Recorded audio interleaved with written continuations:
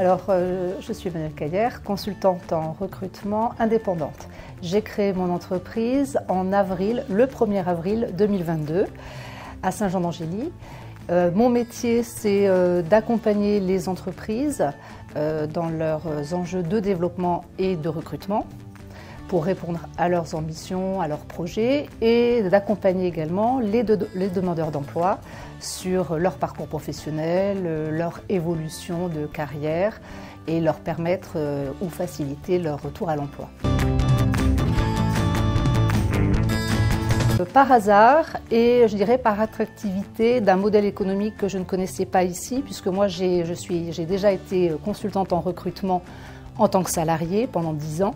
Donc je connais ce métier, pas ici. Et lorsque je suis revenue dans ma ville à Saint-Jean-d'Angély l'an dernier, j'ai rencontré le Mercato de l'emploi qui cherchait un consultant indépendant. Et donc c'est ce business model qui m'a intéressée, puisqu'on travaille au sein d'un réseau, mais on est indépendant.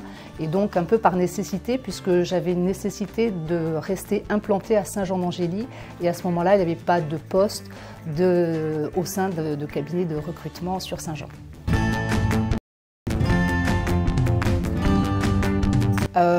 Déjà l'expertise.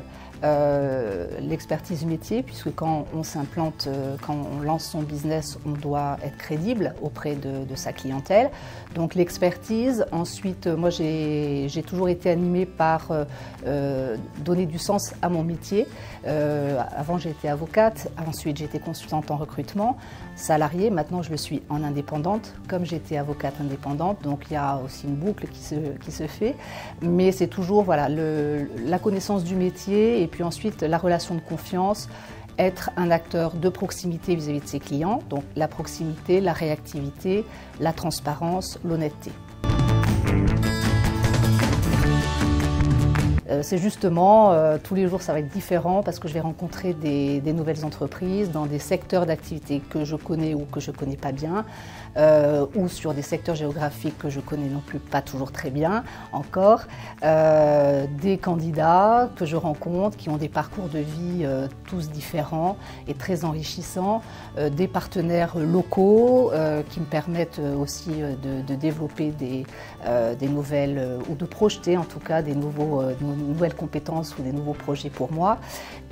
Donc c'est ça, tous les jours, des nouvelles rencontres, des nouveaux liens et des nouvelles missions et des nouvelles satisfactions que je vais apporter à un client candidat ou un client entreprise. Alors oui, effectivement, parce que j'ai pas de salariés avec moi.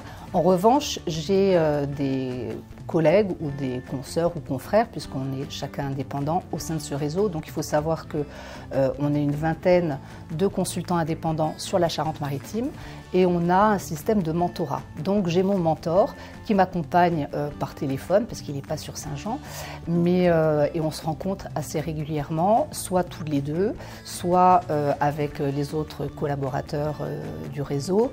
Et donc ça crée une synergie. On fait aussi des partages de missions. Donc on est ou accompagné ou on accompagne quelqu'un dans la prospection ou dans la production, c'est-à-dire la recherche de candidats. Donc en fait, on ne se sent pas seul sur une semaine. Après, évidemment, on est tout seul. Et moi, ce qui me gêne plus à l'heure actuelle, mais ça va bientôt être résolu, c'était de trouver un bureau. Et je vais faire du coworking, parce que je trouve que c'est intéressant de partager des bureaux avec d'autres entrepreneurs. Non, je n'ai pas de regrets. Des conseils, c'est vrai que c'est difficile, mais je pense qu'une fois qu'on a... Bon, moi j'ai plus de 50 ans, donc avec une activité derrière moi, des compétences, et je pense que c'est ça pour un entrepreneur, c'est s'appuyer déjà sur ses ressources, sur ses compétences, et la volonté elle est difficile effectivement de passer le pas, mais de ne pas hésiter aussi à solliciter les acteurs qu'on a autour de nous. la Chambre de commerce par exemple, ou Pôle emploi, parce qu'ils nous mettent en contact avec d'autres professionnels, qui soient des experts comptables, des banques, des assurances, ce qui fait que moi j'ai passé un mois avant de créer mon entreprise pour être sûr que c'était le bon type d'entreprise sur le plan juridique et au niveau fiscal, et pour être sûr que je ne faisais pas fausse route, pas sur le métier lui-même ou sur le secteur, mais sur la structure. Donc c'est peut-être ce conseil-là que je donnerai. Alors demain, alors là, on a mis en place mon objectif chiffré, mon chiffre d'affaires, qui est multiplié par 3 par rapport à ce que j'ai fait, mais là c'était 9 mois. J'ai déjà dépassé ce que j'avais prévu de faire dans mon business plan, donc mon mentor me donne plus de chiffres encore. Au-delà du chiffre, moi c'est toujours bien sûr rester dans le recrutement pour toujours accompagner les entreprises et les demandeurs d'emploi, mais c'est peut-être aussi faire valoriser ou disons faire certifier des compétences que j'ai pratiquées par avant à l'étranger et qui ne sont pas certifiées, puisqu'ici en France c'est normalisé, et notamment dans les RH, dans le coaching ou dans les bilans de compétences ou dans les formations. Donc là pour l'instant je vais me poser un peu, parce qu'il ne faut pas, ça peut être effectivement intéressant, c'est intéressant en tant qu'entrepreneur de pouvoir avoir plusieurs casquettes ou de développer aussi d'autres secteurs au sein de son entreprise, mais moi je suis toute seule, donc il faut effectivement que je prenne la bonne direction, mais il y a des projets qui vont intervenir puisque je fais déjà justement des interventions dans des écoles d'ingénieurs, dans un centre de formation, et ça effectivement transmettre, c'est quelque chose qui me plaît beaucoup.